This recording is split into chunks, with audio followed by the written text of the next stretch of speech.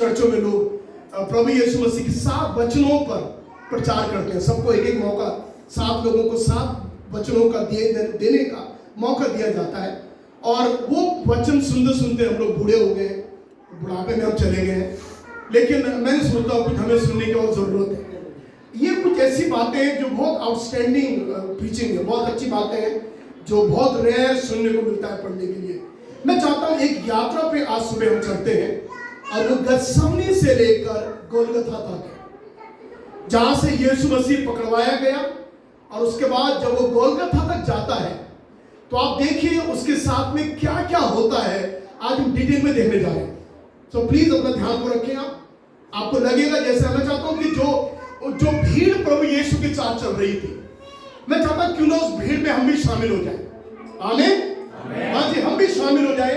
आइए हम भी इस भीड़ में शामिल होकर हम भी उस नजारे को देखें, हम भी उस तस्वीर को देखें जो प्रभु यीशु के साथ में हो रही है। देखिए इतने डिटेल में कोई नहीं जाएगा आज सुबह जो हम लोग जाने जा रहे हैं। जो प्रभु यीशु के दुख भोगने की जो यात्रा है वो गतसमनी से शुरू होती है। कहां से शुरू होती है? सब ध्यान दीजिए। बच्चे लोग बोलते हैं, डिस्टर्ब करते हैं, आप मत करिए। कोशिश करें अगर बच्चों को हम लोग शांत करें प्लीज, क्योंकि बड़ा सेंसिटिव समय है, बड़ा गंभीर विषय है। मैं चाहता हूं कि हम इस बात को उड़ाना दे इस तरह से। गतसमनी, आप जानते हैं गतसमनी का मतलब क्या होता है? मुझे बहुत पसंद है। गतसमनी का मतलब होता है जैतून के तेल का निचोड़ा जाना, ऑयल प्रेस। हाँ जी, इसको पकड़ लीजिए, इसको पकड़ लीजिए। हाँ, इन दोनों को आप पकड़ लीजिए, तीन लोगों को, बच्चों। ये उम्र बड़ी लगती है, बहुत प्यारी उम्र है, लेकिन बड़े खराब उम्र है वैसे। उछल कूद कर दो। हाँ जी, आप ना ये पीछे चलिए सिस्टर, फिर तो ये करेंगे और दूसरे लोग भी डिस्टर्ब करेंगे। हाँ जी, और अपना फोन बंद कर दी, अपना फोन बंद कर दी। हाँ, लॉन्ग प्रेस कर दिए, बंद है भैया। ओके, गतसमनी का मतलब होता है तेल का निचोड़ा जाना। क्या मतलब? मैं सिर्फ कह रहा हूं, ये सब डिस्टर्ब करती बात, प्लीज ध्यान मत दीजिए, ध्यान दीजिए। जैतून का मतलब जैतून के तेल का निचोड़ा जाना। तो जैसा तेल निचोड़ा जाता है, एक फल होता है, जब निचोड़ा जाता है उसको दरअसल गतसमनी बोलते हैं, जैतून के तेल का निचोड़ा जाना। अब देखिए बड़ी खास बात है, कितना मिलता है। उसी रीति से बाइबल में यीशु मसीह गतसमनी के बगीचे में लिटरल निचोड़ा गया, और ऐसा निचोड़ा गया, उसको हम देखने जा रहे हैं कैसे निचोड़ा गया। तो प्रभु यीशु की यात्रा जो है वो गतसमनी से शुरू होती है और कहां तक जाती है? गोलगथा तक। ये 2 बगीचों के बारे में मैं चाहूंगा समझने के लिए आपसे। पहला तो है अदन का बगीचा, और यह बगीचा था जहां पाप का शुरुआत हुई, है ना जी। जब भूमि की शुरुआत हुई, जहां पर श्रापित होने की शुरुआत हुई है, जहां पहले आदम की शुरुआत हुई है। और गतसमनी का बगीचा वो है जहां पर जगत में पाप के नाश करने की शुरुआत हुई है। हालेलुया। और जहां पर भूमि में यीशु का लहू गिरकर भूमि को शुद्ध किया। वो जो भूमि आदम के समय श्रापित हो चुकी थी, वो भूमि पर लहू गिरने से वो भूमि धन्य हो गई है। तो आप जान रहे कि गतसमनी अदन का बगीचे में क्या शुरुआत हुई थी और गतसमनी के बगीचे में क्या उसका अंत हो रहा है। हम शुरुआत में जाते हैं इस तरह से। सबसे पहले मैं बताना चाहता हूं कि गतसमनी में क्या हुआ। गतसमनी में यीशु का पसीना माने लहू की बड़ी बड़ी बूंदों की नाई भूमि पर गिर रहा था। यीशु को इतना पसीना आ रहा था, और वो पसीना इतना ज्यादा था, इतना इंटेंस था कि वो पसीना नहीं, वो ब्लड निकल रहा था।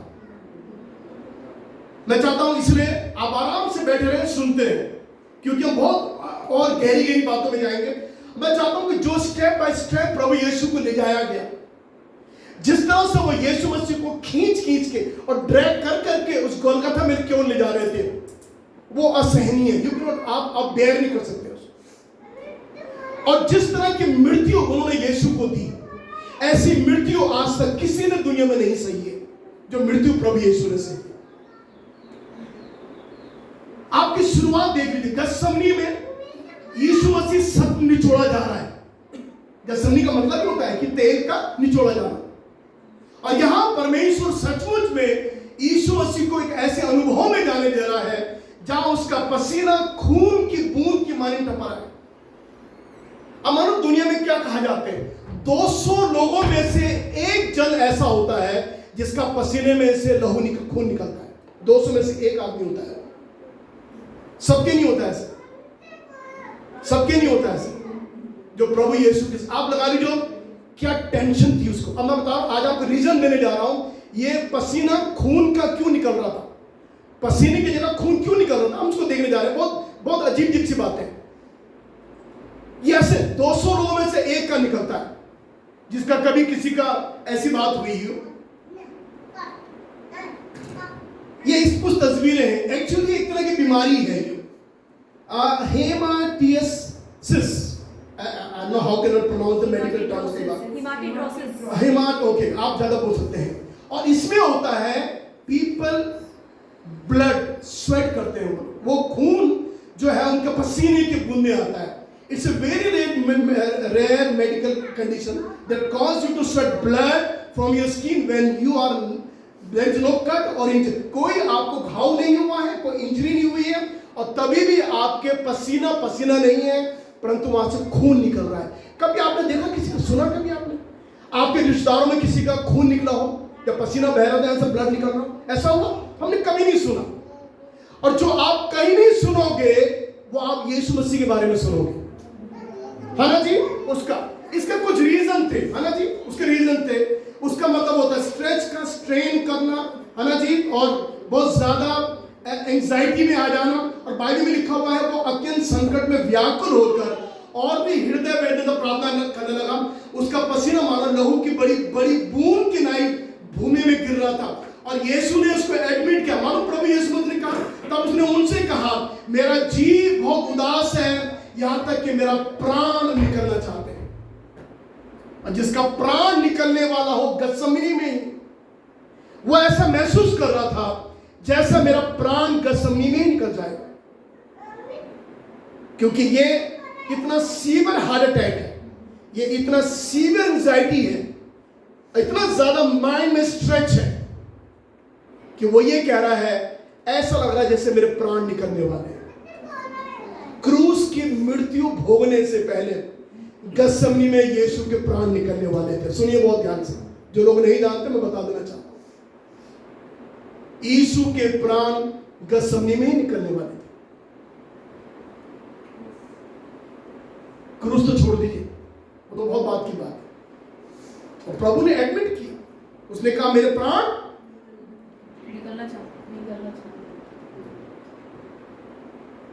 क्यों था, क्यों सट? मैं बताना चाहता हूं यीशु मसीह का ये खून क्यों, पसीने की जगह लिखा हुआ चेले छोड़ के भाग गए, है ना जी।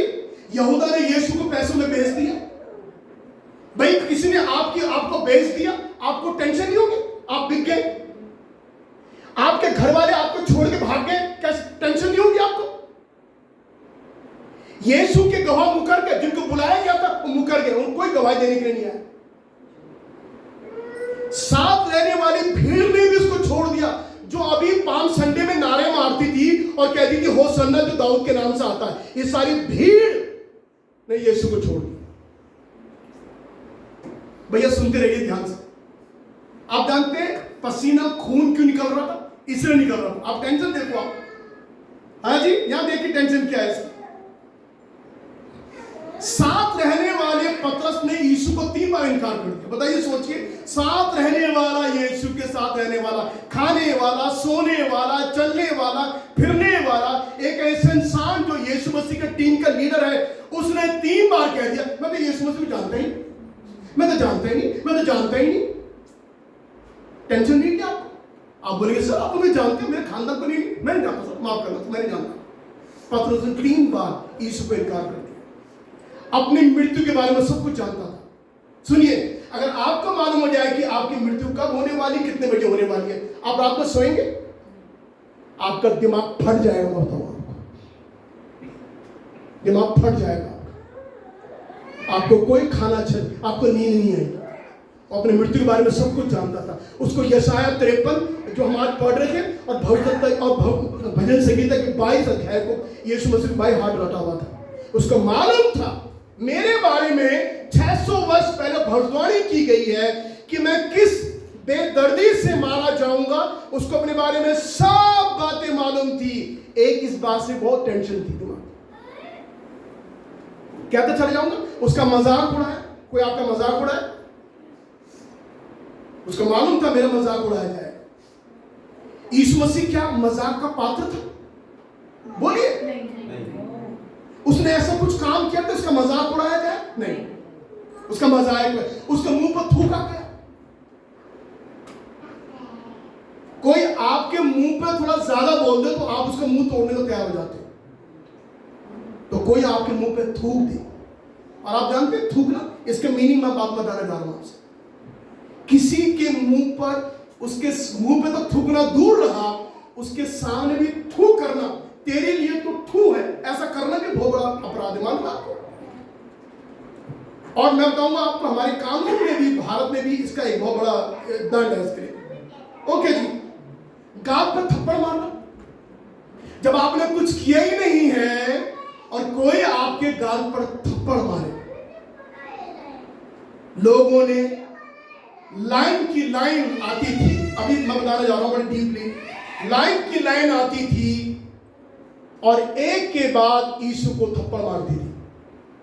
एक ने थप्पड़ नहीं मारा, एक ने मारा, लेकिन पूरी लाइन की लाइन आती थी। और आप जरा सोचिए, अगर एक आदमी थप्पड़ मारे, चेहरे का क्या हाल हो जाता? किसी ने धीरे भी मारा होगा मुंह में चपत, और किसी ने जोर से, किसी ने बहुत जोर से चपत मारा होगा। आप सोचिए जो उसके मुंह का क्या हाल हो गया।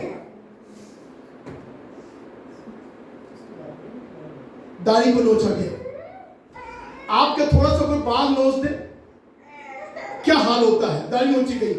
अदालत में लोग उसके विरुद्ध आवाज करने लगे। जरा सोचिए, लोग उसके विरुद्ध में आवाज करने लगे, उसके 39 कोड़े मारे, बोलते ही चला जाऊंगा, बोलते ही चला जाऊंगा। हाँ जी, और क्या था? उसके बदले में लोगों ने डाकू को छोड़ दिया। भाई कुछ तो हमने किया नहीं है और हमारे लिए आप एक ऐसे डाकू को छोड़ रहे हैं, ये अच्छी बात नहीं। उसके कपड़ों को उतार कर उस पर जुआ खेला गया। हाँ जी, प्लीज सब ध्यान दीजिए। मुझे मालूम है पवित्र आत्मा कुछ हमसे बातें करना चाहता है, ये मैंने केवल शुरुआत करी। उसके सर पे कांटे बांध दी, है ना? उसके हाथों पैर में कीट, कितने लंबे लिस्ट है। हाँ जी, उसकी पसली पे भाला मारा। इतनी भयानक रीति से मौत होगी, ये सारी बातों को वो अच्छी तरह जानता था। और इसलिए अंत में बाइबल लिखा हुआ है, तीसरे पहर के निकट यीशु ने बड़े शब्द से पुकार कर कहा, हिंदी में लिखा पुकार, अब सुनिए अंग्रेजी में लिखा हुआ है, he cried with a loud voice, लिखा हुआ है हिंदी में, वो ऊंची आवाज में रोया।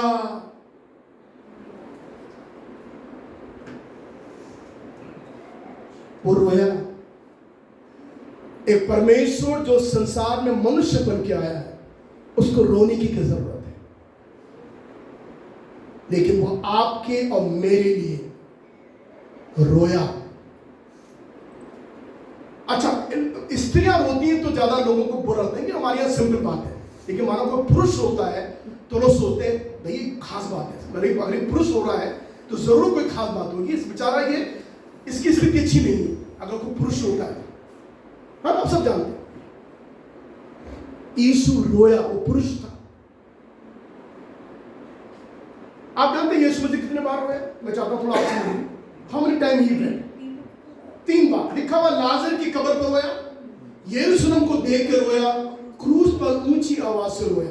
क्या यीशु मसीह 3 बार रोया? मैंने आपको कितने बार प्रचार किया, कितने बार रोया?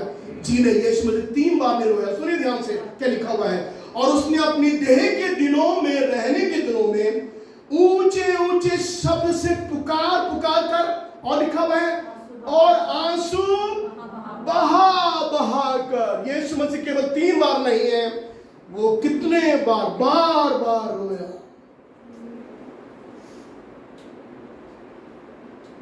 वो रोता इसलिए था क्योंकि वो दयालु था। वो रोता इसलिए था कि वो कृपा करने वाला, दया करने वाला। भीड़ को देखकर तरस आया, उनको देखकर। तरस खाने वाला था। इसलिए बाइबल में लिखा हुआ है वो रोया। अपनी जब वो देह के दिनों में रहता था तो उस समय वो रोता था। आप बताइए वो आखिरी दिन कब था जब आप प्रभु यीशु के लिए रोए थे? आपको मालूम है मूसा जब मरा, मूसा के मरने के 30 दिन तक लोग रोते हैं। जब हारून मरा तो हारून के लिए भी लोग 30 दिन तक लगातार रोते हैं। 30 दिन को रोता नहीं। जब हमारे यहाँ लोग मरते हैं, हमारे जो बुजुर्ग लोग मर जाते हैं, हम कितने दिन रोते हैं उसके लिए? या 1 दिन, 2 दिन, 3 दिन, 4 दिन, 1 हफ्ता, 10 दिन, बस। उससे ज्यादा हम रोते हैं क्योंकि रोने की ताकत हमारे अंदर सब खत्म हो जाती है। लोग मूसा के लिए, सुनिए ध्यान से, 30 दिन लगातार रोते रहे। 1 महीना रोते रहे मूसा के लिए, और हारून उसके भाई के लिए 30 दिन तक रोते रहे। लेकिन खास मैं बताऊं आपको, वो तो 30 दिन रो के चुप हो गए। यीशु को मरे हुए ऑलमोस्ट 2026 वर्ष हो चुके हैं। आज भी लोग यीशु के बारे में सुनकर रोते हैं। आज भी यीशु का जीवन, यीशु की कुर्बानी, यीशु का चरित्र हमें रुलाता है। आपने कभी किसी धर्म में देखा कि लोग रोते हैं उनकी? आपने कहीं नहीं देखा होगा। लेकिन मसीहत की खूबसूरती है, हम रोते हैं। क्यों? जिस पर हमारा विश्वास है वो खुद रोया था, वो रोता था। यीशु आपके लिए और मेरे लिए कितने बार, 3 बार नहीं, कितने बार। उसके बाद यीशु को 6 अदालतों में जांच के ले जाएंगे। सब ध्यान देना। कितनी अदालतों में? 24 घंटे में यीशु को 6 अदालतों में ले जाया गया। बाप रे बाप, जब मैंने उसको समझा मेरे दिमाग तो फट गया। 24 घंटे में 6 अदालत, ये तो बहुत नाइंसाफी है। ये तो एक बड़ी गंदी बात है किसी के लिए, और वो भी एक निर्दोष को जिसने कुछ नहीं किया हुआ है, उसको 6 अदालतों में घसीट घसीट के ले जाना और उसकी जांच पड़ताल करना। ये 6 अदालतें मालूम कौन थी? अब सुनिए, ये 6 अदालत, 3 तो यहूदियों द्वारा अदालत बनाई गई थी और 3 रोमियों द्वारा अदालत बनाई गई थी। और ये 24 घंटे में 6 अदालतें यीशु को फेस करनी पड़ी। आपने पहले कभी सुना था ये बात? नहीं सुनी थी। 3 यहूदियों के द्वारा। अब इससे पहले मैं आगे बढ़ूं, मैं एक बात बताना चाहता हूं ताकि आपकी बात में समझ में आ जाए, तो आप समझेंगे नहीं। प्रभु यीशु मसीह के समय में रोमी साम्राज्य काम करता था। रोमी साम्राज्य था, सरकार थी। मतलब उस जमाने में जो रोमी लोग थे, यूरोप से आए थे, उन्होंने इजराइल में पूरा कब्जा, जैसे ब्रिटिश ने भारत में हुकूमत की थी, जैसे अंग्रेजों ने भारत में हुकूमत की थी, वैसे उस समय में अंग्रेजों ने इजराइल में हुकूमत कर रहे थे। तो सारे जो यहूदी लोग थे वो रोमी के अधीनता में रहते थे। सरकार मतलब रोमी सरकार थी। तो देखो, इसी दिन मैं बताया आपको, 2 अदालत जो यहूदियों की थी उसमें ले जाया गया, और 3 अदालत रोमी के द्वारा, तो 6 अदालत मिलकर भी, और ये 24 घंटे के अंदर हुआ है। कभी भी किसी को 24 घंटे में 6 अदालत में नहीं जाना पड़ता। आप सुन रहे भैया? अब ये बात में कहीं साउथ इंडियन प्रचार का, तो लोग कहां ऐसा दूर क्या बोलने जा रहे हैं? सुनिए, बहुत ध्यान से, बड़ी ज्ञान की बात है। एक इंसान को 24 घंटे में 6 अदालतों में ले जाना और वहां उसकी जांच पड़ताल करना, उसकी पूछताछ करना। मानो इब्राहिमी में पत्र लिखने वाला कहता है, पढ़िए सब क्या लिखा हुआ है। बड़े क्या बात है, बड़े डल हो रहे हैं, बड़े बिल्कुल ऐसे हो रहे हैं जैसे कुछ आप जाने क्या हो रहा। अरे जोर से बोलिए ना। हाँ, तो अभी है कुछ, हालेलुया है कुछ, आपको कुछ आज क्या बात है, आप डल हो रहे। मैं तो अंदर से फट रहा हूं, अंदर से। आप लोग ठीक है, अच्छा ठीक है बोल रहे हैं, चला। वो सब बातों में हमारी नाई परखा हो गया, तो भी वो निष्पाप निकला। हालेलुया। मेरे यीशु मसीह के लिए 6 अदालतों में ले जाने के बाद भी वो निर्दोष निकला। आइए हम लोग इन 6 अदालतों में चलते हैं, एक के बाद एक करके। पहले हम 3 यहूदी अदालत में चलते हैं। सबसे पहले मैं चाहता हूं आप समझिए, यीशु मसीह गसमनी में उन्होंने गिरफ्तार किया। गिरफ्तार करने के बाद में उसको यहूदियों के जो पूर्व महायाजक था, जो पहले फॉर्मर जो चीफ प्रीस्ट था, उसके घर में उसको ले जाया गया। उसका नाम था हन्ना, उसका एनाम बोलते हैं उसको। तो जब पहली जांच जो प्रभु यीशु की भी हुई, गसमनी से उठाकर सीधे यीशु मसीह को बांधकर, उसके हाथों को बांधकर, ये लोग हन्ना जो वहां का महायाजक जो पहले था हुआ करता था, उसके पास ले गए। ठीक है ना जी, आप देख लीजिए। सबसे पहली जांच जो हुई ये यहूदी जांच थी, ये यहूदियों का जो था। उसे बांधकर हन्नापुर महायाजक घर में ले जाया गया। वहां पर उसके साथ प्राइवेट इंट्रोग्रेशन हुआ, एक प्राइवेट जो थी उससे पूछताछ की गई। और ये वो जगह थी जहां पर हन्ना के एक हाई प्रीस्ट ने या उसका जो अधिकारी था, उसने यीशु को थप्पड़ मारा। ये सबसे पहला टाइम था यीशु को थप्पड़ मारा है, क्योंकि ये जो हन्ना था वो यीशु मसीह के से उसने दो प्रश्न पूछे। पहले उसके चेलों के बारे में पूछे और उसके बाद उसके उपदेशों के बारे में पूछे। जब दो प्रश्न का उत्तर प्रभु दे रहा था तो यीशु मसीह ने हन्ना से बोला, आपको तो मालूम है मेरे बारे में, आप क्यों पूछ रहे हैं ऐसा? तो सामने से एक अधिकारी उठा, जो थप्पड़ मारा खींचे और थप्पड़ जोर से मारा। कहा, हमारे पादरी साहब से ऐसा मुंह लगा था, तू ऐसा मुंह चलाता है? मैं पादरी साहब से बोल रहा हूं क्योंकि उस समय यहूदियों के कायम यही होते थे। ये महायाजक थे, जिसको महापादरी बोल सकते हैं आज के भाषा में। तो उसके एक अधिकारी को इतना बुरा लगा कि प्रभु यीशु मसीह मेरे जो याजक है, मेरे जो महापादरी, उससे ऐसी बातें कर रहा है। और प्रभु ने कोई बात ऐसी बोली नहीं थी, पर इनके अंदर इतना गुस्सा था, यहूदियों के अंदर जो उसके अपने धर्म के लोग, इतना गुस्सा था कि एक ने आके थप्पड़ी मार दी। यीशु ने कुछ नहीं ऐसी बोला और थप्पड़ मार दिया। आप देख रहे हैं, ये सबसे पहली जांच जो प्रभु यीशु मसीह की, सबसे पहले हन्ना जो महायाजक था। उसके बाद यीशु को हन्ना ने बांधे हुए कैफा महायाजक के पास पूछताछ के लिए भेज दिया। पर प्रभु यीशु मसीह कहां गया? वहां से वो सीधे कैफा के पास गया। और एक्चुअली ये जो कैफा था, ये उन दिनों का पादरी था, उस जमाने का महाप्रीस्ट था, उस समय में जो टाइम चल रहा। तो एक्चुअली ये याजक का काम कर रहा था। एक्चुअली ये दोनों जो हन्ना और जो कैफा थे, ये दोनों ससुर और दामाद थे। ये लोग नजदीक, इनके दोनों के महल भी सामने आमने सामने थे। अब आप जरा कल्पना कीजिए, ये उसको ले जा रहे हैं पहले ससुर के पास, ससुर ने जांच पड़ताल करी, उसके बाद दामाद के पास भेज दिया, कैफा के पास भेज दिया। और कैफा के पास उसके लिए झूठे गवाह खड़े कर दिए। जरा सोचिए, इन्होंने कैफा के पास झूठे गवाह खड़े कर दिए। और लिखा हुआ है, जब ऐसी बात करी तो जब प्रभु यीशु मसीह अपने बारे में बता रहा था, तब लिखा हुआ है कैफा ने अपने याजक के वस्त्र को फाड़ दिया, है ना जी। और मूसा के शरीयत में लिखा हुआ है कि कोई भी जो पादरी है वो अपने कपड़े ना फाड़े। इन्होंने अपने कपड़े फाड़ दिए। मैं बता रहा हूं डिटेल से आप लोगों को, क्यों बता रहा हूं? क्योंकि खास बातें जो एंड में आपसे मैं करना चाहता हूं। और वहां उसे घूसे मारे और औरों ने उसको थप्पड़ मारे। सो ये दूसरे याजक के पास में इसके मुंह पर थप्पड़ मारे और इसके मुंह पर थूक दिया उन्होंने।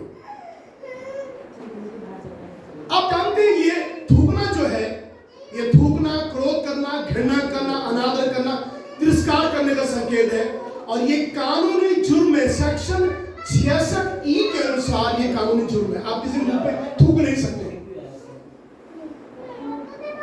आप किसी का तिरस्कार नहीं कर सकते किसी का।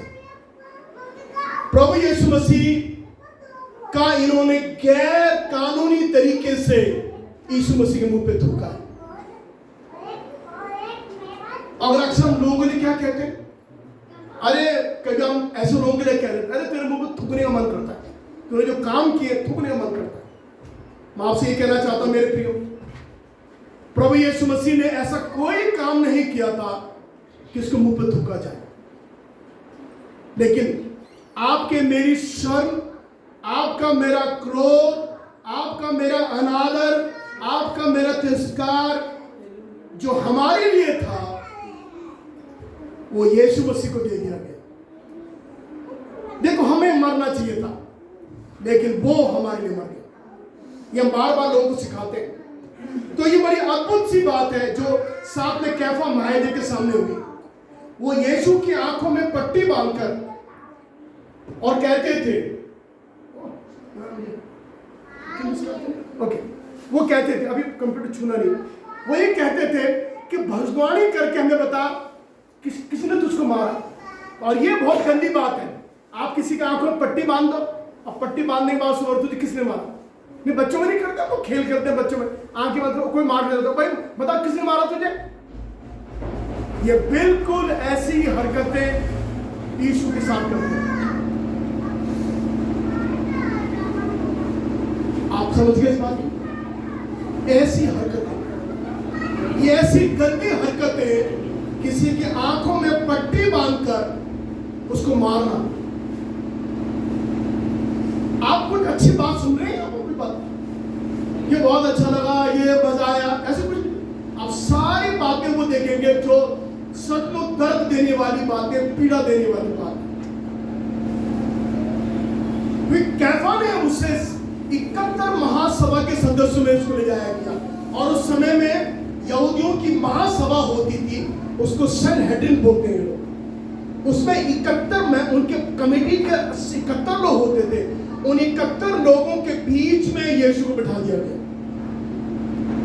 यहूदियों ने, उनके धर्म गुरुओं ने, 71 लोगों ने यीशु की जांच करी। आप जरा सोचिए, कोई आपकी जांच करे, पुलिस वाले और तमाम सीबीआई वाले 71 लोग आपके सामने बैठ के आपकी जांच करें, आपका क्या हाल होगा, जरा सोचो। 71 लोग, और वो भी पहुंचे हुए सब, ये पादरी, बड़े बड़े पादरी लोग, लिखा हुआ 71 लोगों ने यीशु की जांच की। मालूम क्या जगह थी? वही थी सनहेड्रिन, यही था। आप देख लीजिए यहां पर में इस प्रकार का था, इस प्रकार के 70 लोग ऐसे बैठते थे।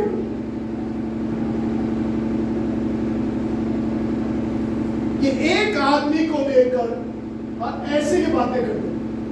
इस सनहेड्रिन ने, जिसको बाइबल में जहां महासभा पढ़ेंगे, ये महासभा में 70 यहूदी अगुवे ही चलाते थे उसको, इनका निर्णय फाइनल होता था, जो ये कहते थे। और सुनिए, इन्होंने यहां भी प्रभु यीशु पर दया नहीं करी, दया नहीं करी यहां पर। उसके बाद जब यहूदियों का अपना समाप्त हो गया, क्योंकि उस समय में यहूदी लोग किसी को फांसी की सजा नहीं दे सकते थे। कौन देगा? कौन देगा? रोमी देंगे, क्योंकि रोमी सरकार थी। उसके बाद में ये यीशु को लोग पिलातुस के पास में लेंगे। किसके पास लेंगे? और आप सब जानते हैं पिलातुस। तो शुरुआत कहां से हुई थी? मैं आपको याद दिला रहा हूं, बोली कहां शुरू हुई थी? नहीं, कहां शुरुआत हुई? आप सब बोलिए, एक जना बोलता है, सब बोलिए, कहां से शुरुआत हुई? गसमनी से, वहां से उसको अरेस्ट किया। कहां लाया गया? हन्ना, जो पुराना पादरी था, उसके पास लाया गया। उसके बाद उसने उसको कहां भेजा? कैफा के पास भेजा। और कैफा ने उसको क्या करा? उसको 71 अगुओं के सामने उस कमेटी में भेज दिया, जो महासभा थी। महासभा वाले ने बोला, भाई ये तो मरने वाला है, इसको मार दो। लोगों ने मार दो उसको, लेकिन मार नहीं सकते, क्योंकि मारने का अधिकार रोमियों को उस जमाने में था। तो ये पिलातुस के पास लाए। अब सुनिए, जब पिलातुस के पास लाए, पिलातुस ने हेरोदेस के पास भेज दिया। देखो, वो पिलातुस के पास लाए और उसको उठाकर पिलातुस ने हेरोदेस के पास भेज दिया। दरअसल के बाद उस जमाने में हेरोदेस गलील का सियासी था, वो उस समय हुकूमत कर रहा था। तो आप देख लीजिए, एक इंसान को जिसको रात को पकड़ा है, रात भर जांच पड़ताल चल रही है। अब जब पिलातुस के पास लाए, बोले तू उसका न्याय कर ले, तो उसको क्यों भेज रहा? अब आप सोचिए, यरूशलेम से गलील जाना पैदल, ये कितनी बड़ी बवाल है। मैं आपको यह सिखाना चाह रहा हूं कि प्रभु यीशु मसीह के क्रूस की मृत्यु जो थी वो थी, लेकिन उसके पहले का जो नजारा था वो भयानक था। यरूशलेम से गलील, मैं गया, 2 बार गया हूं गलील, नासरत 2 बार गया हूं, और अच्छा नहीं है। ऑलमोस्ट करीब 125-126 किलोमीटर वहां से दूर है। उस जमाने में घोड़ा गाड़ी खुद था नहीं, पैदल जाना था। रात भर का उसको पकड़ा हुआ, उसको पीटा, उसके मुंह पे थूका, थप्पड़ मारे, और इतना होने के बावजूद भी अब उसको पैदल जाना है। अब सुनिए, परमेश्वर काम को देखो। अचानक से उन दोनों में हेरोदेस यरूशलेम आया हुआ था। बाइबल में लिखा हुआ सब। उन दोनों में हेरोदेस गलील में नहीं था, वो यरूशलेम में आया था। तो सीधे उसको यरूशलेम में हेरोदेस के पास मिले। हेरोदेस ने उससे बहुत सी बातें पूछी। अभी टाइम नहीं है सारी बातों बताने का, क्योंकि मैं कुछ खास बात करने जा रहा हूं। उसके बाद हेरोदेस ने दोबारा यीशु को पिलातुस के पास भेजा। अब देखिए रोमी लोग कितनी बदमाशी कर रहे हैं। पिलातुस के पास गया, ठीक है, अब आप न्याय कर दो, आर पार करो जो करना है। उस बेचारे को जो रात का सोया भी नहीं है, उसको आप क्यों हेरोदेस के पास भेज रहे हो? हेरोदेस ने फिर पिलातुस के पास भेज दिया उसको। आप जरा सोचो, आपके साथ कोई ऐसा करे, आप कैसा लगे? आपको घुमा के कोर्ट में घुमा रहे, आप उस वकील के पास चलो, हाँ वहां के, और फिर उसके बाद जा रहे हैं, और वहां गए, अरे भैया उसके बाद वहां जाओ, हाँ अब इतना एफिडेविट बनाओ, हाँ अब ऐसे करो, अब अपना पैसा लॉयर को दे दो। अरे भैया जो करना कर लो, इतना घुमा क्यों रहे हो? और सुनिए बड़ी खास बात जो आपके लिए गुड न्यूज है, वो ये है, इससे पहले हेरोदेस और पिलातुस दोनों दूसरे के दुश्मन थे। जब यीशु हेरोदेस के पास लेके पिलातुस के पास लौटा, हेरोदेस और पिलातुस में दोस्ती हो गई। हालेलुया! इतने बड़े रोमन एम्परर दूसरे के दुश्मन। जब यीशु बीच में आया, दोनों की दोस्ती हो गई। आपने पढ़ा बाइबल में आपने, दोनों मित्र हो गए। पहले दोनों दुश्मन थे। मैं आपसे कहना चाहता हूं, आज कोई भी किसी का दुश्मन क्यों ना होने पाए, जब यीशु हमारे बीच में आ जाता है, वो दुश्मनाई दोस्ती में बदल जाती है। हालेलुया! पहले दोनों दुश्मन थे, आप दोस्त हो गए। कौन आ गया बीच में? यीशु बीच में। सो दुश्मनाई को दोस्ती में बदलने वाला इस पृथ्वी पर एक आया है, जिसका नाम यीशु मसीह। अब सुनिए बड़ी खास बात, जब पिलातुस न्याय की गद्दी पे बैठा, बहुत ध्यान सुनो इस बात को। प्रभु ने मुझे जब मैं विषय का पढ़ना था, तो प्रभु ने मुझे रिवील किया इस बात। जब वो न्याय की गद्दी में बैठा हुआ था, पिलातुस जब न्याय करने के लिए बैठा हुआ था, तो पिलातुस की पत्नी धीरे से पिलातुस के पास आई और कहने लगी, क्या लिखा हुआ है? तू इस धर्मी के मामले में हाथ ना डालना, क्योंकि मैंने आज सपने में उसके कारण बहुत दुख उठाया। जब मैं समझ गया, मैं सोचने लगा, प्रभु उस स्त्री ने, पिलातुस की पत्नी ने ऐसा सपना क्या देखा जिससे उसको रात में नींद नहीं है? उसने क्या देखा कि जिससे पिलातुस की पत्नी ने पूरी रात दुख उठाया? देखो, ये स्त्री यीशु को जानती नहीं थी, ये मूर्ति पूजा है, ये यहूदी स्त्री, रोमी स्त्री है, पिलातुस की पत्नी है, इसे यीशु से कोई लेना देना नहीं था। पिलातुस भी यीशु मसीह की पहली बार देख रहा है। आप समझ गए बातों को, लेकिन क्या कर रहे हैं? तो पिलातुस की पत्नी ने सपने में यीशु को देखा, जो पहले कभी उसने देखा नहीं था। बड़ी विचित्र बात है। आप किसी को अपने सपने में देख रहे हैं जिसके बारे में आपने कभी कल्पना नहीं की। और एक बात जो पिलातुस की पत्नी ने अपने साहब से कहा, अपने पति से कहा, तू इस धर्मी के मामले में हाथ मत डालना, क्योंकि इसके कारण रात भर मैंने सपने में बहुत दुख उठाया है। अब काश वो सपना मुझे मालूम होता, कितना अच्छा होता कि किस कारण से पिलातुस की पत्नी दुख उठा रही। लेकिन जो सपना था, वो सपना इतना खराब था कि वो सपने में सब रोती थी, तड़पती थी, देने क्या कहती थी। उसमें सपने में शायद वो यीशु मसीह के क्रूस के मृत्यु के बारे में देखती थी, शायद वो यीशु का तड़पना देखती थी, शायद वो यीशु के आंसू देखती थी, यीशु में कील ठोकरे वो देखती थी। उसने क्या कुछ नहीं देखा सपने में, और पूरी रात वो सो नहीं सकी। और देखिए सेंटेंस क्या बोल रही है, सब ध्यान दीजिए। क्या सेंटेंस क्या था? अपने पति से क्या कह रही है? तू उस धर्मी के मामले में हाथ ना डालना। और सुनिए, जो पिलातुस के पास आता था वो चोर उचक्का होता था, पापी होता था, अपराधी होता था। ये स्त्री यीशु को धर्मी बोल रही है। हालेलुया। अब सुनिए, बड़ी खास बात है। जो बातें पिलातुस की पत्नी ने पिलातुस से कहा, पिलातुस ने वही बात लोगों के आगे कह दी। तब पिलातुस ने मालूम क्या करा? तब पिलातुस ने पानी मंगाया और क्या कह दिया? मैं इस धर्मी के लहू से निर्दोष हूं, तुम ही जानो। पिलातुस की पत्नी ने यीशु को धर्मी बोला और पिलातुस लोगों के सामने यीशु को धर्मी बोल रहा है। भैया मालूम नहीं आप कितना समझ रहे हैं इसको? हैं? कितना आपके दिमाग में आ रहा मुझे मालूम नहीं।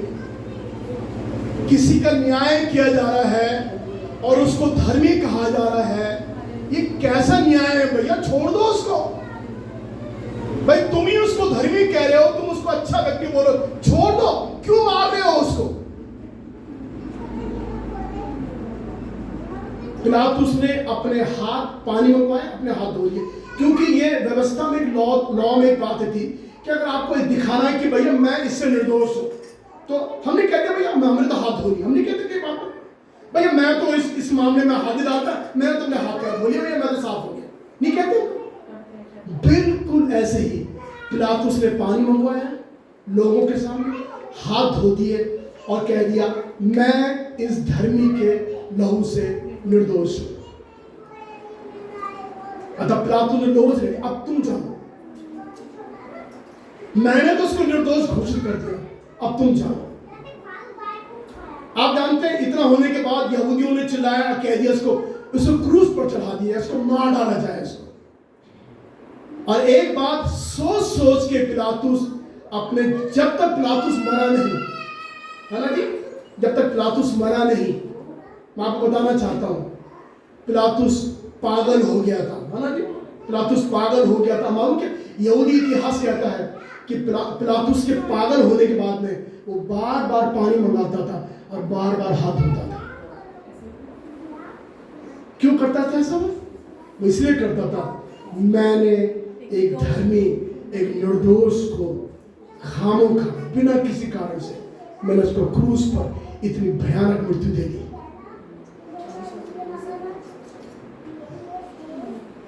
आप समझ रहे हैं इस बात को? एक बात है जो मुझे बहुत दर्द देती है इन सारी बातों,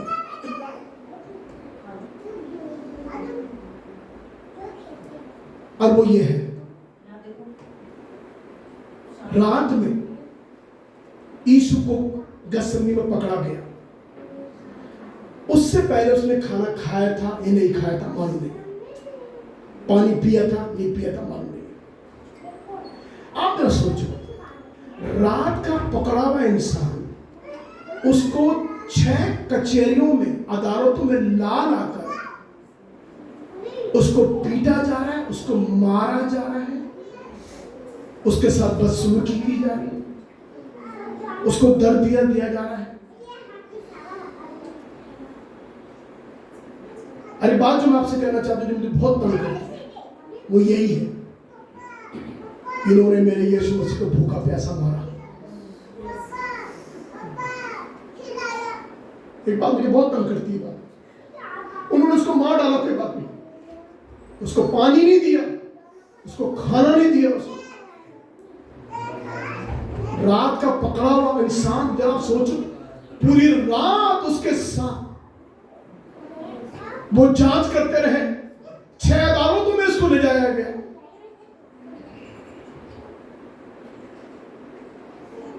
वो क्रूस पर जब मरा तो भूखा प्यासा मरा। और मैं अपने जीवन में एक बात को मैं बहुत बुरा मानता हूं, आपके पास कपड़े पहनने को अच्छे नहीं है तो कोई बात नहीं, घर रहने को नहीं है तो कोई बात नहीं, लेकिन मैं ये विश्वास करता हूं कोई आदमी भूखा ना रहे। मैं कभी भी किसी को भूखा देख नहीं सकता।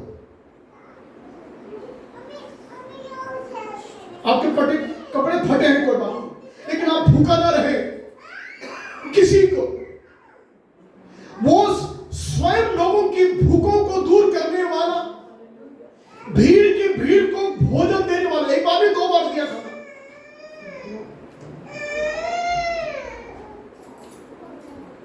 आज उसको लोगों ने भूखे ही मार डाला।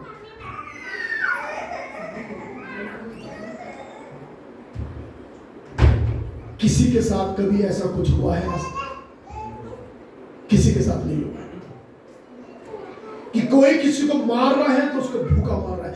मारने से पहले भी कई बार पूछा जाता है, उसको खाना दिया जाता है, जेल में भी खाना दिया जाता है। लेकिन मेरे यीशु को उन्होंने पानी तक नहीं दिया, और एक यही कारण था, जब क्रूस पर वो था तो उसको प्यास लगी, उसको प्यास लगी।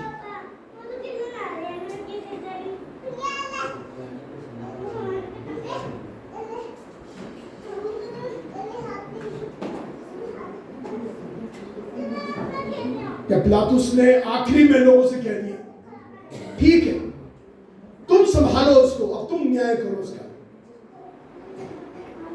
उस जमाने में एक प्रथा थी कि क्योंकि फसह का पर्व था और यहूदियों में एक पर्व थी कि किसी इंसान को छोड़ा जा सकता है। किसी को पर्व के मौके में, त्योहार के मौके में किसी को आजाद किया जाता है। जैसे कि हमारे जेलों में 15 अगस्त में किसी को आजाद कर देते हैं, 26 जनवरी में, ये कह के इसका रिकॉर्ड अच्छा था।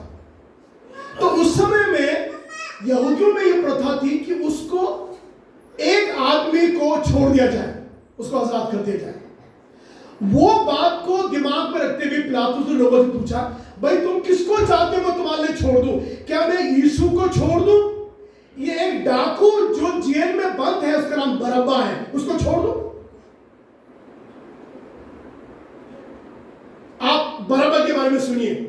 बरअब्बा वो इंसान है जिसने पूरे इजराइल में आतंक मचाया हुआ था। इसने कई घरों को लूटा, कई स्त्रियों को विधवा किया, कई बलात्कार किए, कईयों के घर में चोरी करी, डाके डाले। ये डाकू था और पीछे इसके ये जेल में बंद था।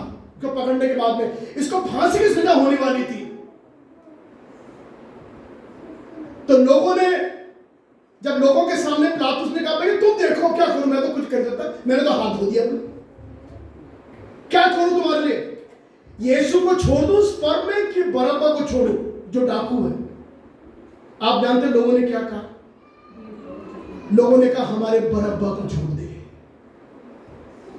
हमारे किसको छोड़ दे? एक डाकू को छोड़ दे। सुनिए, ये इंसान की फितरत है। हम गंदी चीजों को एकदम अपना लेते हैं, हम पाप की चीजों को एकदम अपना लेते हैं, हम गंदे सोसाइटी में एकदम अपना लेते हैं। हम एक दिन छोटे छोटे लोग और जो गलत हमारे फ्रेंड्स हैं उनके साथ हम खूब उड़ते बैठते हैं, बस जहां अच्छे लोगों की बातें आती हैं उनसे हम कतराते हैं। हमारी फितरत इंसान के अंदर है। सारे गुंडे मवाली हमारे दोस्त होंगे, ठीक है, जो अच्छे लोग हैं उनसे हम लोग कतराते हैं, छोड़ो से क्या। मैं आपको बता रहा हूं, कितने बार हमारी रिश्तेदारी में जब शादी हुई हमको नहीं बुलाया गया, मुझको मेरी वाइफ को नहीं बुलाया गया। खास रिश्तेदारों में शादी, मेरे कजन की शादियां हुई, मुझको मेरी वाइफ को नहीं बुलाया गया। तो मुझे ताजुब, मैंने इन्होंने हमें क्यों नहीं बुलाया? तो मालूम क्या कारण था? वो किसी से कह रहे थे अगर वो आएंगे तो शादी डिस्टर्ब हो जाएगी। वो आएंगे तो फिर वो आके बैठ जाते हैं, उनके पास सामने बैठने पर हम ना कुछ मेहंदी लगा पाएंगे, ना कुछ ठुमके मार पाएंगे, ना कुछ डीजे आ पाएगा, कुछ आ पाएगा। लोग नहीं बुलाते। मुझे इतना अच्छा लगा जब मैंने सुना, अरे बाप रे बाप, इतनी इज्जत, इतना आदर हमारे लिए, अरे क्या मजा आएगा। आज हमारी फितरत यह है कि हम बुरी चीजों को एकदम से अपना लेते हैं, ये जानते हुए कि ये इंसान हमारे ठीक नहीं है, ये जानते हुए इसको सोसाइटी में जब बैठना ठीक नहीं है, तभी भी हम उसके साथ उठना बैठना पसंद करते हैं।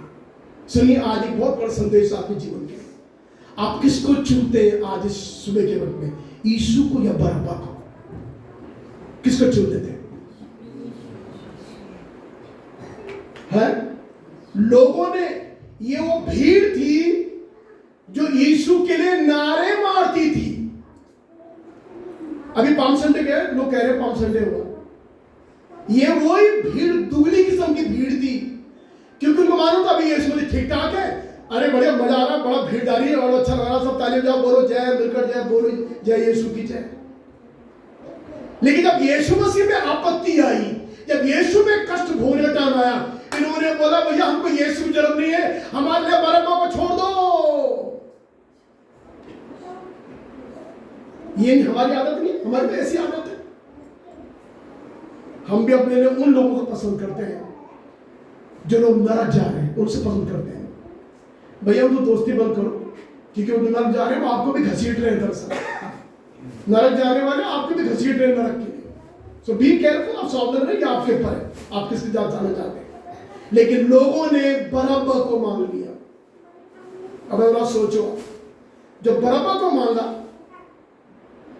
तो जेल में जहां बरअब्बा बंद था वहां पर एक सिपाही को गया होगा और उसने बोला होगा कि बरअब्बा आज से तुम आजाद हो गए बिल्कुल भी। अच्छा मैं आजाद हो गया, क्यों आजाद हो गया, मैं तो फांसी पर लड़ने वाला। अरे नहीं नहीं नहीं, तुम नहीं लड़को, तुम मरोगे नहीं, तुम फांसी नहीं दी जाएगी। क्यों नहीं दी जाएगी फांसी? अरे मेरे लिए तो सजा ऑलरेडी बता दी गई है, मैं तो बस मरने वाला हूं, फांसी दी जाएगी। उसने कहा बरअब्बा तुझे नहीं मरना है, तेरे लिए कोई दूसरा मरने जा रहा है। कि कौन है, कौन है वो, कौन है? उसने कहा नासरत का यीशु है, वो तेरे लिए मरने जा रहा है। यीशु ने बरअब्बा की जगह को ले लिया। आप जरा सोचो, एक डाकू को छोड़कर एक ऐसे इंसान को मरने के लिए भेज दिया जिसने कुछ नहीं किया। वो हमारी नाई परखा तो गया, लेकिन वो निष्पाप निकला। लोगों ने बरअब्बा को मांग लिया। तो पिलातुस ने, लोगों ने पूछा तो यीशु जो मसीह कहलाता क्या करूं? एक पिलातुस इतना बड़ा न्यायाधीशों को बोल रहा है, अब मैं क्या करूं? तो भीड़ ने बोला उसे क्रूस पर चढ़ाया जाए, उसे क्रूस पर चढ़ाया जाए। और तब पिलातुस ने यीशु को लोगों के हाथ में सौंप दिया।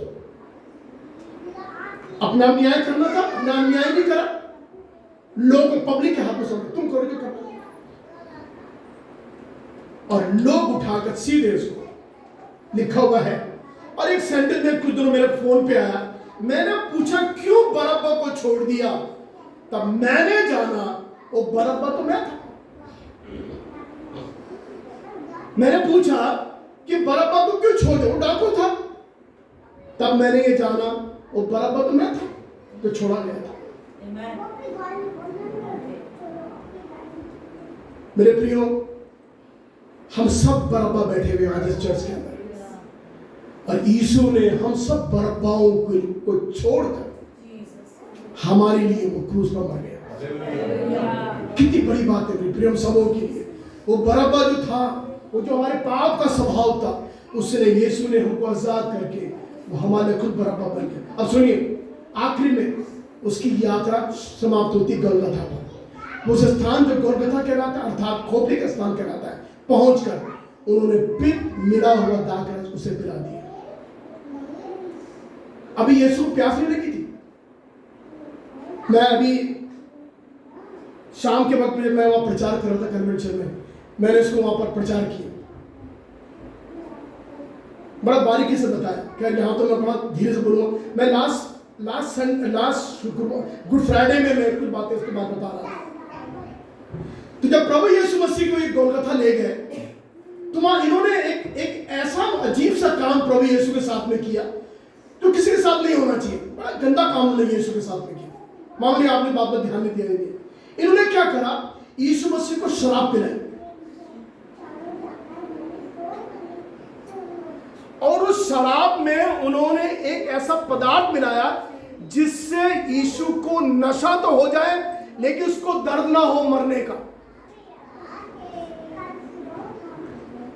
ये बातें मैंने कितनी जगह कन्वेंशन में प्रचार करी, तो बहुत से लोगों को मालूम नहीं है।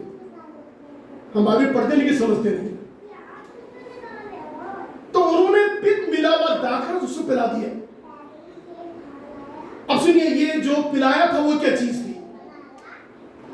ये एक इंग्लिश में गाल वर्ड है। उन्होंने शराब में एक ऐसी दवाई मिला दी जो गाल है, जिसको पित्त भी बोलते हैं, इंद्रियान बोलते हैं उसको। इससे क्या होता है, ये पीड़ा हर ले जाता है, या दर्द की एक औषधि है, इससे दर्द नहीं होता आदमी को। ये ऐसा है जैसे एनेस्थीसिया होता है।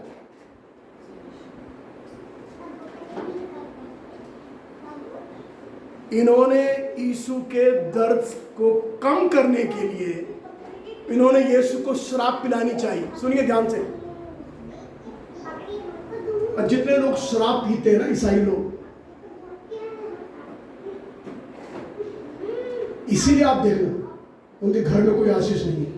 आप देख लो, मैं कुछ बच्चों बैठा हूं, मैं, आप मुझे मत देखो, आप देखो घरों में जाकर, वो सारे घर की घर बर्बाद है। वो नहीं, जितने लोग शराब पीने वाले लोग हैं, आप देखो उनके घर बर्बाद है। हमारे पास कई लोग आते प्रार्थना करते, हमारा बेटा बहुत पीता है। ये एक शराब है जो लोग पीते हैं। शराब पीते हैं, शराब ये क्या है? लोग शराब नहीं पीते, लोग शराब पीते। तो कैसी आशीष आएगी दोस्तों? हेलो भैया, बहन मेरी, हेलो, आशीष आएगी? शराब नहीं पी रहे, वो शराब पी रहे। उन्होंने यीशु को शराब पिलाना के लिए कोशिश करी और उसका दर्द ताकि कम हो जाए, उसमें उन्होंने गाल मिला लिया, मतलब पित्त मिला दिया, जो कड़वी चीज थी। उसको पीने से क्या होता? दर्द कम हो जाता। दरअसल बात क्या थी? वो यीशु मसीह को पित्त मिलाकर, शराब में नशे में मिलाकर वो यीशु को दर्द कम करना चाहते। दरअसल बात यह है, मतलब सिपाही लोग एक तरह से यीशु की मदद कर रहे थे। देखो, आप मेरे कितने लोग हॉस्पिटल में जॉब करते हैं, जब पोस्टमार्टम होता है ना, पोस्टमार्टम जब होता है तो पोस्टमार्टम में आप देखना जो करते हैं वो पीते पाते जरूर है, वो लोग कुछ नशा करके ये कुछ करते हैं। यहां तक कि बड़े बड़े सेप्टिक टैंक्स, जो टॉयलेट के टैंक्स होते हैं गंदे गंदे, जब हमको बुलाएंगे तो वो कह रहे थे हमने कहा तो अपना कहीं से पी के, हमें मतलब नहीं।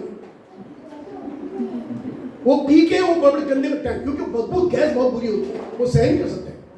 अगर मैं गलत बोलूं तो आप बताइए मैं गलत बोलूं। तो ये पोस्टमार्टम करने वाले भाई पेट फाड़ रहे हैं, लास्ट बड़ी बात है, तो वो पी के करते हो तो नशा, ताकि उनको ये बात मालूम रहे कि वो क्या कर रहे हैं। इसी रीति से यीशु मसीह के भयानक जो मृत्यु अब आने वाली है, उस मृत्यु को ज्यादा टू मच ना हो जाए, उन्होंने यीशु को शराब पिलाई ताकि शराब से उसका नशा हो जाए, और नशा होने के बाद उसमें उन्होंने ये भी मिला दिया, गाल मिला दिया, ताकि इससे यीशु मसीह का दर्द कम हो जाए। अब सुनिए जो गुड न्यूज है वो ये, अब बाइबल में क्या लिखा हुआ है? परंतु उसने चख कर पीना ना चाहा। हालेलुया, सब बोले हालेलुया।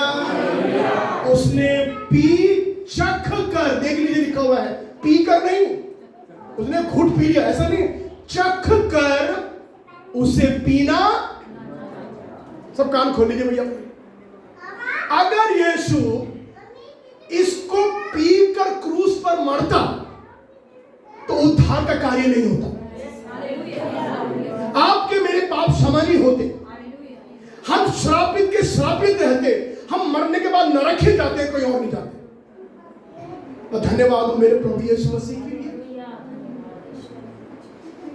उसने बिना नशा किए हुए उसने इस पीड़ा को सह लिया। ये ऐसा है जैसे एक आदमी डॉक्टर के पास में, डॉक्टर साहब मेरे पेट की ऑपरेशन, पेट फाड़ना है और ऑपरेशन होना है, तो डॉक्टर कहेगा आप हम सुई देकर तुम्हें सुन कर देते, कि डॉक्टर साहब ऐसे दवा दीजिए। मैं सच कह रहा हूं आपसे, मैंने ऐसे महसूस किया कि प्रभु आया, प्रभु कह रहा बस मार दो मुझे, ऐसे मार दो।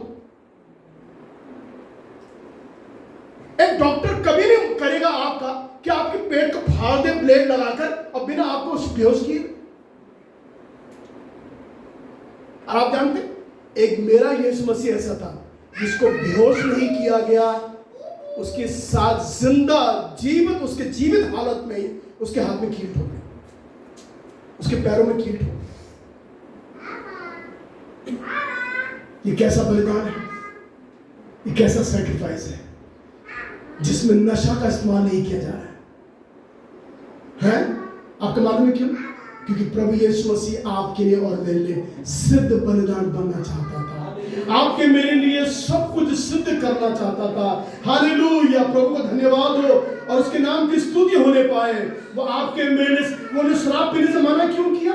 क्योंकि वो सिद्ध बलिदान बनना चाहता था। यदि वो नशा करके मरता तो उद्धार का कार्य पूरा नहीं होता।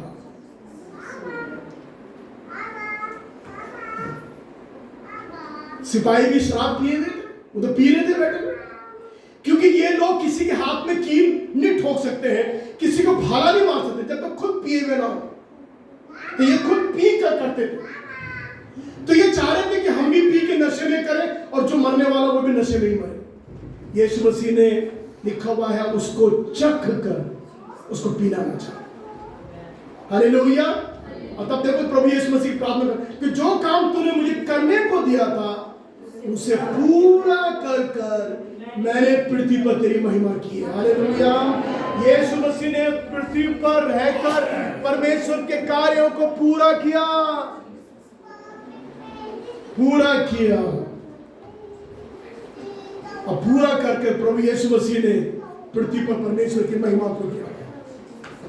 हम आखिरी में 2-3 शब्दों को कह के हम लोग प्रार्थना में करने जा रहे हैं। और तब अंत में सुनिए, बड़ी खास बात है, अंत में अंतिम प्रार्थना यीशु मसीह ने कितनी बार प्रार्थना करी बाइबल, कितनी बार प्रार्थना करी। जंगलों में जाता था, प्रार्थना करता था, अकेले प्रार्थना करता था, कितनी कितनी प्रार्थना करता था। उसकी प्रार्थना बाइबल में रिकॉर्ड है। लेकिन उसकी अंतिम प्रार्थना सुनो क्या हुआ, क्या प्रार्थना थी अंतिम?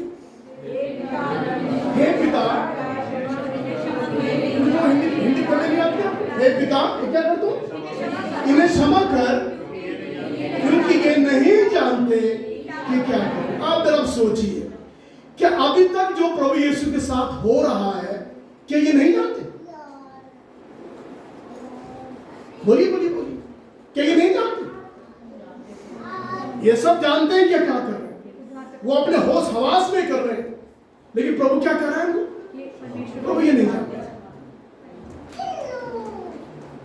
कि ये क्या लिखा बाइबल में, अगर वो जानते तो वो तेजों में प्रभु को क्रूस पर नहीं जाते। अगर वो जानते थे, एक्चुअली जानते नहीं थे ये कौन है। वो सोचते थे ये तो ऐसी नासरत का एक बढ़ाई का बेटा है, मार दो क्या, उसको नहीं मालूम था। परमेश्वर यीशु मसीह की अंतिम प्रार्थना, आखिरी प्रार्थना, हे पिता तू इन्हें क्षमा कर।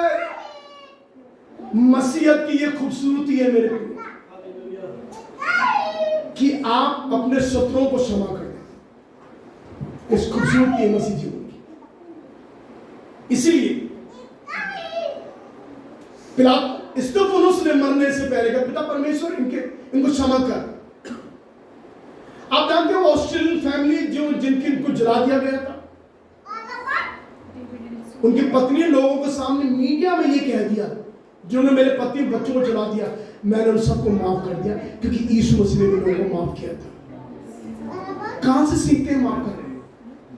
कहां सीखते हैं माफ करना? हम प्रभु यीशु से सीखते हैं। और दुनिया में हम क्या सीखते हैं? किसी ने थप्पड़ मारा तो घुसा मार देता किसी। बाइबल में लिखा हुआ है यीशु मसीह ने अपनी अंतिम प्रार्थना जब उसने करी तो यहां पर वो लोगों के लिए क्षमा मांग रहा है। आपने कितने बार इस पद को पढ़ा होगा, और ये अंतिम प्रार्थना प्रभु यीशु की थी। और सुनिए, इस अंतिम प्रार्थना में मालूम क्या करा?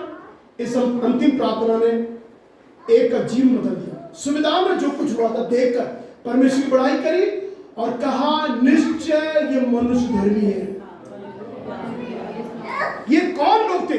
और एक जगह और भी, ये एक सिपाही था, लेकिन ये लोग और भी थे यहाँ बैठे हुए। आपने लिखा हुआ तब सूबेदार और उसके साथ यीशु का पहरा दे रहे थे। भूडोर हुआ जो देखकर अत्यंत डर गया और कहा, सचमुच में ये परमेश्वर का पुत्र। आप देख रहे हैं यहाँ पर में सिपाही लोग, ये वो सिपाही लोग हैं जिन्होंने यीशु को क्रूस में मार डाला, कीलें ठोकी, मुंह पे थूका, कपड़े फाड़ दिए, हर एक जो काम करना सब यीशु के साथ में किया। अंत में यीशु की एक प्रार्थना ने इनको बदल दिया। और ये क्या कह रहे हैं? ये सचमुच परमेश्वर का पुत्र था। हालेलुया। लिखा हुआ है निश्चय ये मनुष्य धर्मी था। एक प्रार्थना ने इन तमाम बड़े बड़े सुबेदार लोग थे, इनको बदल दिया। इसका मतलब प्रार्थना क्या करती है? बदल देती है। आप किसी की प्रार्थना करो, बदल दे इसको, बदल दे यीशु मसीह के नाम से। आप जानते हैं, हम हमारी एक संस्था है ओएम, ऑपरेशन मोबिलाइजेशन। आप सब जानते हैं ओएम में मैं एक्स ओएमर हूं। मैं कितने साल ओएम में रहा। ओएम की शुरुआत मालूम कैसी थी? इंग्लैंड में एक स्त्री थी, एक बुजुर्ग, करीब मदर की एज की थी। वो अपनी खिड़की खोलकर, सामने बॉय हॉस्टल था, वो प्रार्थना करती, कहती थी, हे प्रभु, इसमें से एक लड़के को बाहर निकाल जो पूरे दुनिया में सुसमाचार को फैलाए। वो बुजुर्ग मां प्रार्थना करती थी खिड़की खोल खोल करके, हे प्रभु, इस सामने बॉय हॉस्टल में से एक लड़के को बाहर निकाल जो पूरे देश, पूरी दुनिया में तेरे वचन का सुसमाचार प्रचार करने पाए। आप जानते हैं, वो प्रार्थना करते करते वो बुजुर्ग महिला जी के मां की मर गई। कुछ समय के बाद उस हॉस्टल में रिवाइवल आना शुरू हो गया। वहां कोई प्रार्थना शुरू हो गई, कुछ गाने शुरू हो गए, गाने की आवाज आने लगी। मदर तो मर चुकी थी, उसमें बड़ी बेदारी आई। सब लोग बैठ के प्रार्थना करना शुरू कर दिया। एक ऐसी बेदारी आई, ऐसी बेदारी फूट निकली, वहां से एक लड़का बाहर निकला। उनका नाम जॉर्ज वर्वर है। उन्होंने आकर टीम बनाई और ये जाकर इंग्लैंड की सड़कों में जाकर प्रचार करते थे, सुसमाचार सुनाते थे। ऐसा करते करते इंग्लैंड से बाहर निकलते, यूरोप से, अमेरिका में से, पूरे दुनिया में, विश्व में ये सब टीम की टीम बन गई, फैल गई। जिस टीम में मैं भी था, और उसका टीम का नाम है ऑपरेशन मोबिलाइजेशन, जिसको हम ओएम टीम बोलते थे पहले। आज कितने लोगों के जीवन में ओएम ने काम किया हुआ है। सुनिए, यीशु मसीह की अंतिम प्रार्थना ने इतने बड़े बड़े सुबेदारों को बदल दिया। ये लोग, इसने कील ठोकी थी यीशु के हाथ में, इसने पैर में कील ठोकी थी, इसने यीशु के कपड़े फाड़े थे इन सुबेदार लोगों ने। अब ये क्या कह रहे? निश्चय मनुष्य धन्य था। बताइए, किसी के मरने के बाद ऐसा बोलते हैं कि वो निर्दोष था? अगर निर्दोष तो तुमने मारा क्यों? तुमने उसको, अगर निर्दोष था तो तुमने उसको मारा क्यों? मरने के बाद लिखा हुआ है, उसको ये कह दिया कि वो निर्दोष था, वो सचमुच परमेश्वर का पुत्र था। हालेलुया, धन्यवाद। और फिर मैं आपसे एक बात कहना चाहता हूं, और अंत में प्रभु यीशु मसीह ने अपने प्राणों का त्याग कर दिया। अब तक वो त्याग करता ही आ रहा था, सारी हर चीजों को उसने त्याग किया। जब वो गसमने से शुरू हुआ था और जब वो गलगथा पहुंचा, वहां पर यीशु ने अपने प्राणों का त्याग कर दिया, बिना किसी नशे के। ऐसी अपनी ऐसी स्थिति में उसने घनघोर पीड़ा को सह लिया। मेरे आज ये 7 बातों को सुनने का टाइम नहीं है, लेकिन ये बात को सुनने का समय है कि प्रभु यीशु ने मुझसे कितना प्रेम किया। वो हमसे प्रेम किया और उसने अपने आप को हमारे दे दिया। अंत में यीशु मसीह हमारे पापों को लेकर स्वयं क्रूस पर चढ़ गए। उसने वो किया जो कोई आज तक कर नहीं सकता था। बताइए, उसके बदले में हम लोग क्या कर सकते हैं? एक साधारण सा काम हम जो कर सकते हैं, हम भी इस जीवन को प्रभु को समर्पित कर सकते हैं। मेरे पास वो आंकड़े नहीं है, फोटो नहीं है, कभी चाहता हूँ फोटो दिखाऊंगा, लेकिन प्रभु मुझसे कह रहा है कि इस बात को बता दूंगा। ये बात क्या क्या प्रार्थना करने का है।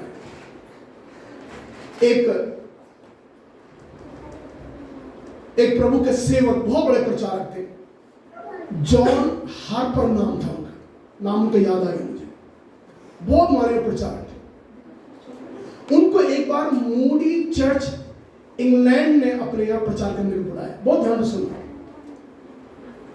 मूडी चर्च उसमें बड़ा फेमस चर्च होता था, उसमें जॉन हार्पर को प्रचार करने को बुलाया, रिवाइवल मीटिंग के लिए, प्रार्थना के लिए। अब सुनिए ध्यान से, ये वहां से चले और चलने के बाद उन्होंने एक पानी का जहाज ले लिया जिस पर वो सवार हो गए। और वो जहाज कोई और नहीं था परंतु वो टाइटैनिक था। उस टाइटैनिक में जॉन हार्पर चढ़ गए। अब मेरे पास फोटो मैं कभी दिखाऊंगा, अभी नहीं, जब कभी मौका मिलेगा मैं जरूर दिखाऊंगा आपसे। इतवार का दिन था और जॉन हार्पर टाइटन के अंदर वो आराधना इबादत ले रहे थे, सब प्रार्थना करे, आराधना हो रही थी जहाज के अंदर। उनको जाना इंग्लैंड था। प्रार्थना, उस आराधना के बाद, इतवार में आराधना के बाद में रात को, बीच रात के समय में जहाज में बहुत बड़ा ब्लास्ट हुआ। लोगों को मालूम नहीं है, क्योंकि ये कहते थे कि टाइटैनिक वो जहाज है, कभी डूबेगा नहीं। और मालूम, इन्होंने एक बात और बोली थी टाइटैनिक के साथ, आपको मालूम नहीं है। उन्होंने ये कहा था, यहां तक कि अगर खुदा भी आ जाए तो भी जहाज में डूब कभी नहीं सकता है। जब जहाज टकराया, बड़े बर्फ के पहाड़ से टकराया, और टकराने के बाद में जहाज फट गया, सब लोग डूबने लगे। जॉन हार्पर थे, उनके पास लाइफ जैकेट थी, और उनकी 6 साल की बेटी उनके साथ थी। दरअसल ये भी कहानी और बताती है।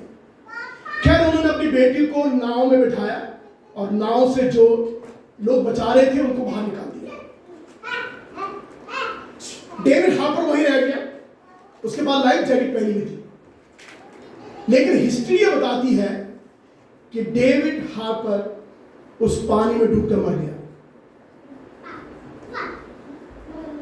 ठीक है। 4 साल के बाद कनाडा में एक प्रार्थना सभा हो रही थी, और उसमें एक आदमी उठा।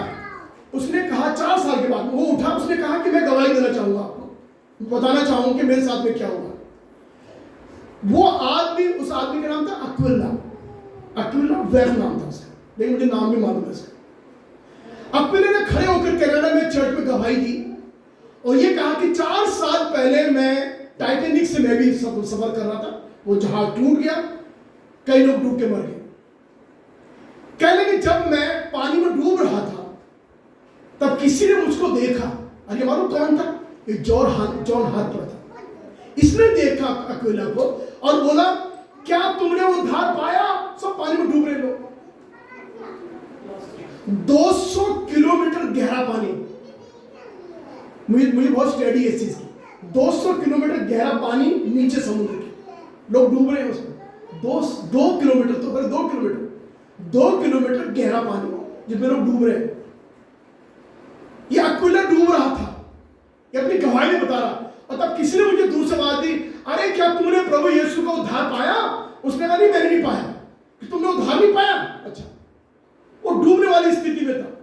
जॉन हार्पर ने दोबारा आवाज दी, क्या तुमने उद्धार पाया?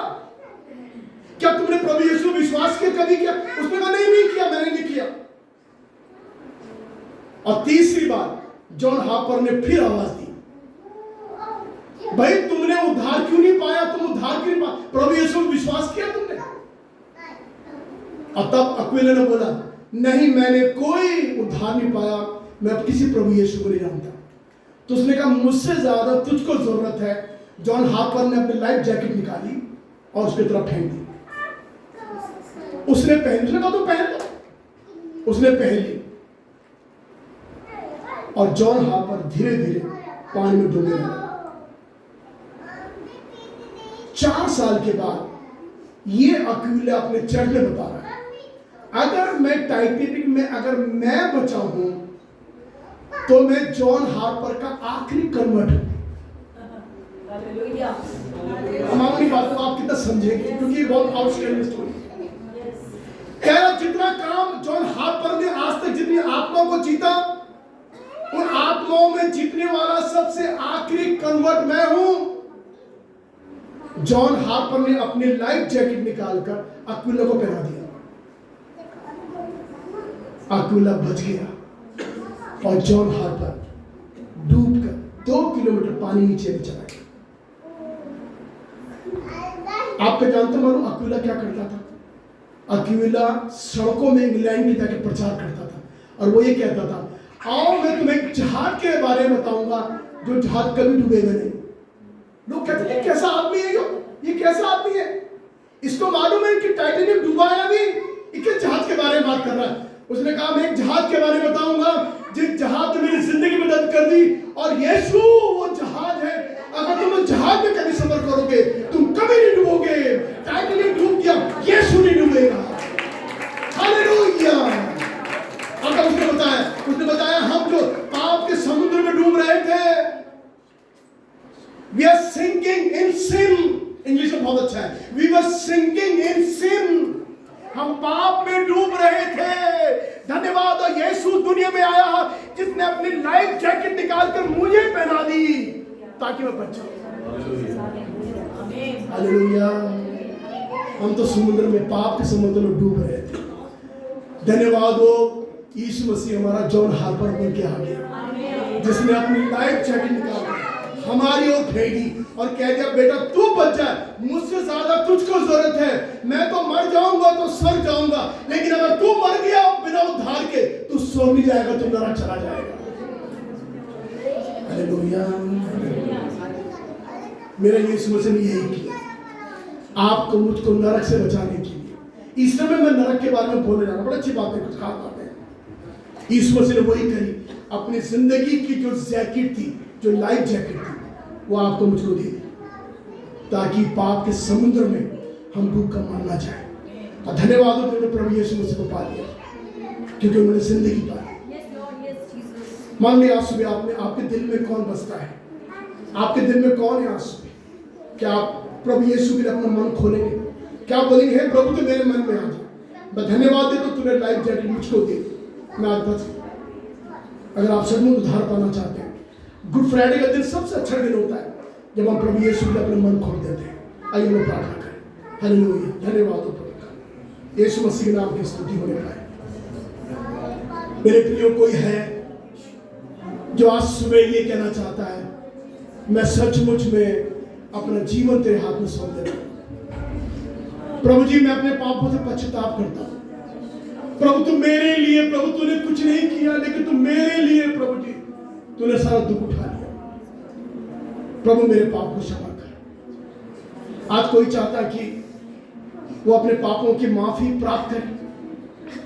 कोई ये कहना चाहता कि प्रभु तूने कितना दुख गसमनी से गोलगथा तक तूने उठाया प्रभु जी, तेरे साथ कितना अत्याचार किया गया प्रभु जी, लेकिन तूने उफ नहीं किया। प्यारे प्रभु तू मुझे उद्धार दे दे, प्यारे प्रभु मुझे तू नया जीवन दे दे। कोई आज सुबह कहना चाहेगा गुड फ्राइडे में, हाँ पास्टर जी आज मैं अपना जीवन प्रभु यीशु को दे देना चाहता हूँ। कोई चाहता अपने हाथ खड़ा कर, आंखें तो बंद रखिए, हम अपने हाथ खड़ा करके कह सकते हैं ये प्रभु मैं आज अपना जीवन प्रभु को देना चाहता हूँ। हालेलुया। धन्यवाद हो प्यारे प्रभु, तेरा शुक्र है प्यारे प्रभु तमाम लोगों के लिए जिन्होंने प्रभु जी आज सुबह के वक्त अपने हाथ उठाकर ये कहा प्रभु जी कि मैं अपना पूरा जीवन प्रभु जी इस गुड फ्राइडे में, इस मुबारक दिन में मैं अपने आप को तेरे हाथ में सौंप देना चाहता हूँ। मेरे पाप को क्षमा कर दे, मुझे नई जिंदगी दे दे प्यारे प्रभु। Hallelujah hallelujah.